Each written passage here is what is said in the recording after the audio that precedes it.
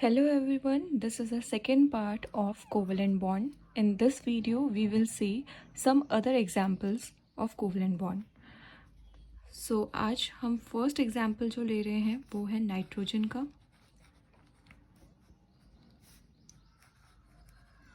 Nitrogen का जो symbol होता है वो होता है N2, मीन्स नाइट्रोजन के दो एटम होते हैं. सो यहाँ पे एक चीज़ आपको याद रखनी है कि नाइट्रोजन एक ऐसा मॉलिक्यूल है जिसमें 3 कोवेलेंट बॉन्ड्स होते हैं, तो उसको शो करने का तरीका भी डिफरेंट होगा.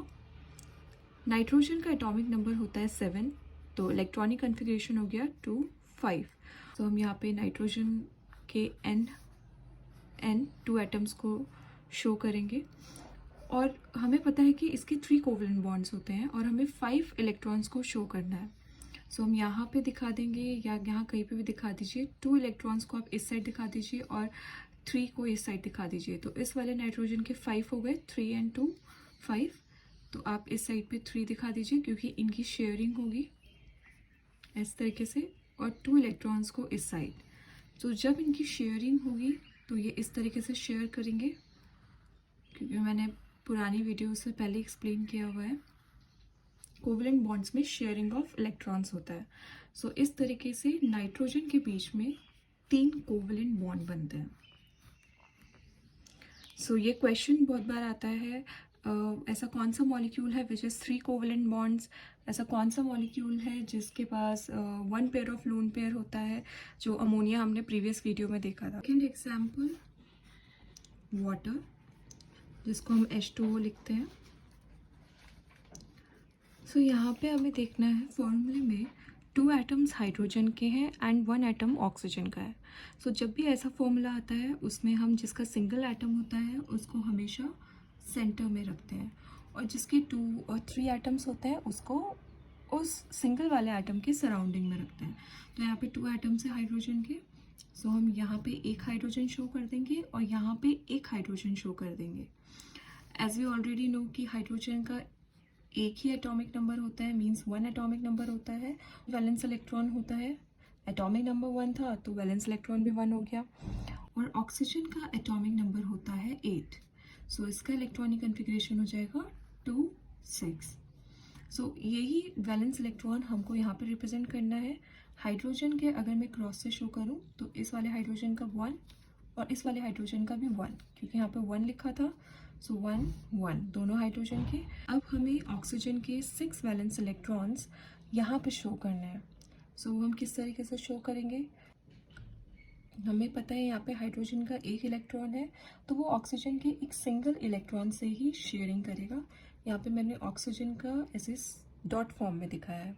सो इस साइड पे मैं एक दिखा दूंगी क्योंकि ये वाला हाइड्रोजन भी एक ही से शेयरिंग करेगा. सो 6 में से 2 इलेक्ट्रॉन्स तो यहाँ पे हो गए. अब बचे हमारे पास 4 इलेक्ट्रॉन्स, सो वो हम इस तरीके से यहाँ पे शो कर देंगे, और ये यहाँ से शेयरिंग कर लेगा और ये यहाँ से शेयरिंग कर देगा. जब हम इन्हें बॉन्ड की फॉर्म में शो करेंगे तो ये कुछ इस तरीके से शो होगा. सो ये हो गया covalent bond of water. Example methane, ये एक नेचुरल गैस होती है और इसका फॉर्मूला होता है CH4.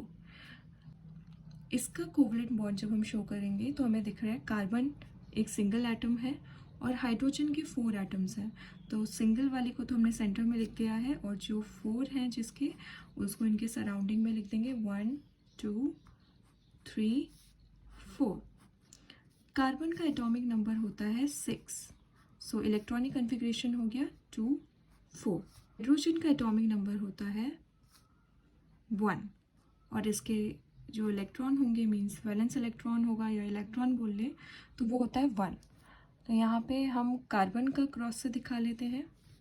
ये मैं क्रॉस और जो डॉट यूज़ कर रही हूँ जैसे मैंने यहाँ पे किया था, वो इसीलिए यूज़ किया जाता है कि पता रहे हाइड्रोजन का आप किससे शो कर रहे हैं और ऑक्सीजन के इलेक्ट्रॉन्स किससे शो कर रहे हैं.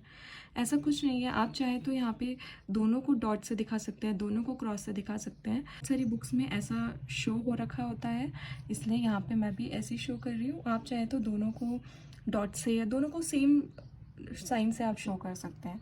यहाँ पे मैं हाइड्रोजन को इस तरीके से शो कर रही हूँ और ये इनकी शेयरिंग हो गई।